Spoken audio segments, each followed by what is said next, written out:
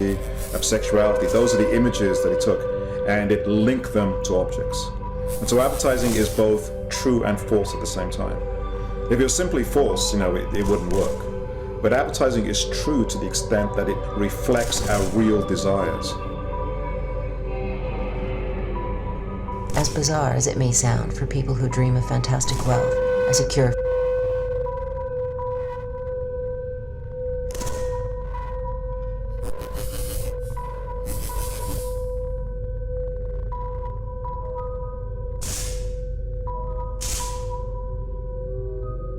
for unhappiness, the same holds for the wealthy. Beyond a certain level of material comfort, deprivation is relative. At the bottom level, sure, it's $5 million to $10 million a year. But once you've got 5 or 10 million, that doesn't seem like enough because you're associating with people who have 15 or 20. And when you get 15 or 20, then it's 50 and 100. And you wind up never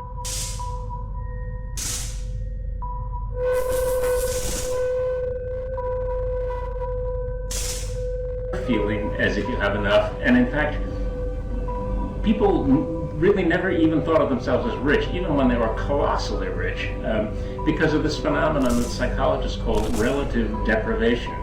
They were comparing themselves not with you and me, but with each other in this little world that they've come to inhabit.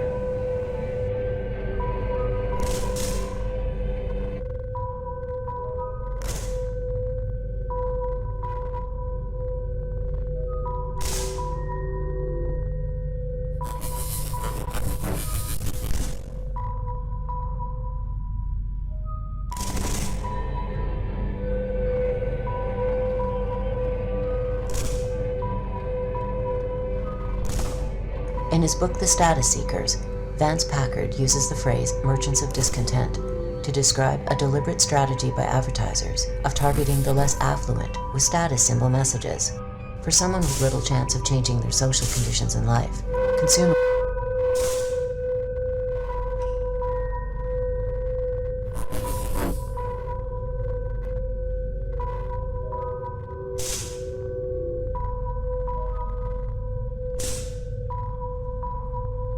offers a quick fix that allows people to feel as though they are climbing the social hierarchy, when in fact they are standing still.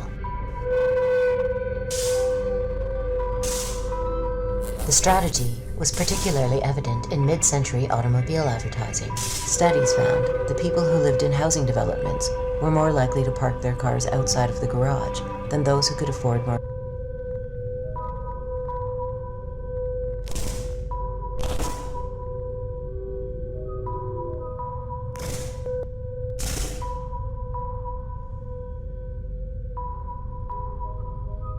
Expensive homes.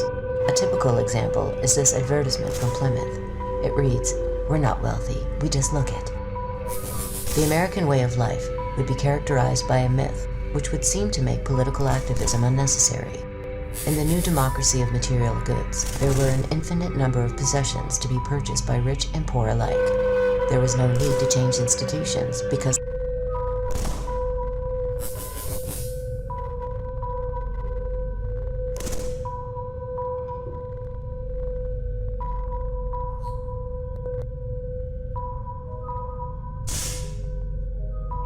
the system was already perfect. It was called the American Dream, and happiness was just one possession away. Are young adults, and the shopping centers are built in their image. Selling to young adults demands a new kind of marketing.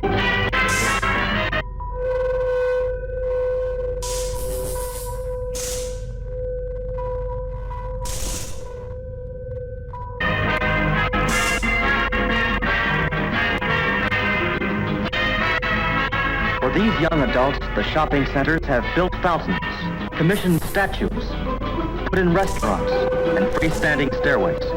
They've included banks, loan offices, rental plans, plant nurseries, and places to buy building materials.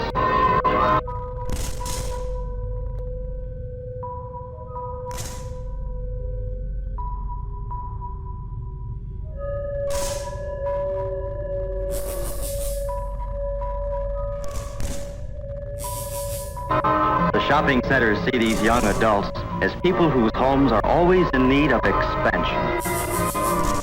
People who buy in large quantities and truck it away in their cars. It's a big market. In the tinsel and glitter world of Beverly Hills, superstars reign supreme in million-dollar mansions that hold a weird fascination for everyone.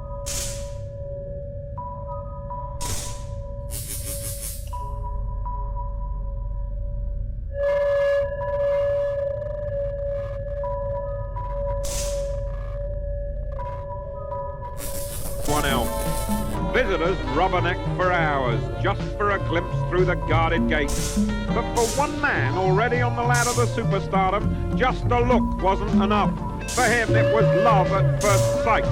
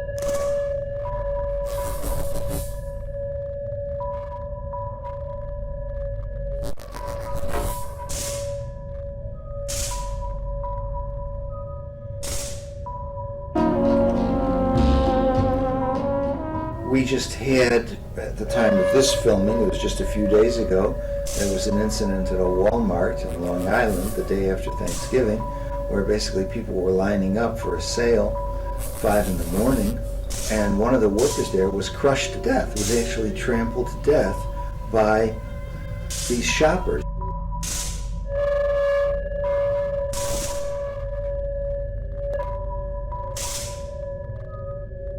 And when the ambulance arrived or whatever it was to take the poor guy to the morgue or the hospital or wherever they're going to take, they didn't want to get out of the way. They said, we've been waiting here since 5 in the morning. I'm not leaving. So that would be the consumer society at its finest. And oddly enough, exactly to the day 5 years ago, on that day, the day after Thanksgiving,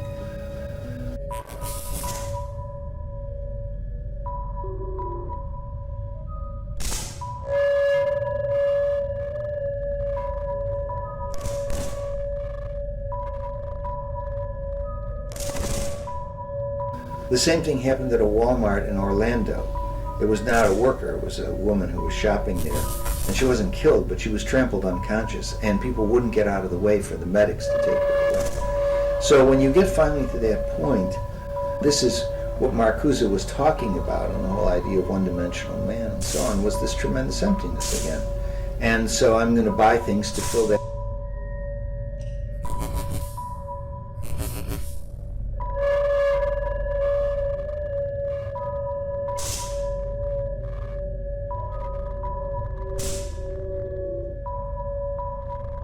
Emptiness up, and then we see the religious power of it, because if the medics arrive basically to take the corpse away or the body to the hospital, and you're not going to get out of the way because you're going to save $50 on a DVD player, that suggests something has gone fundamentally wrong. Everybody's looking restless.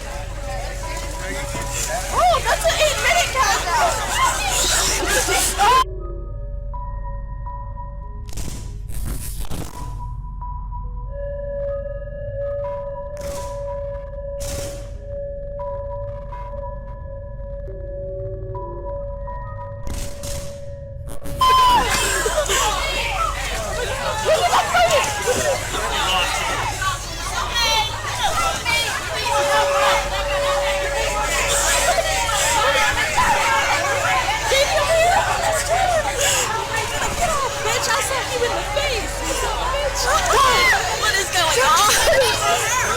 I think there's not much.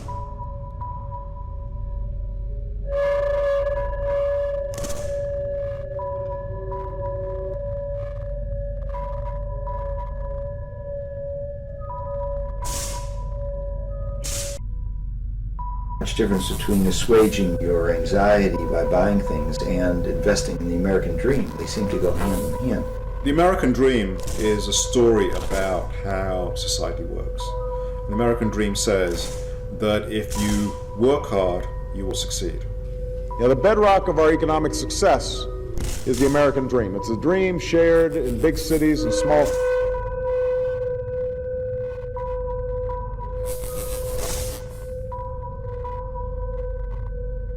towns, across races, regions.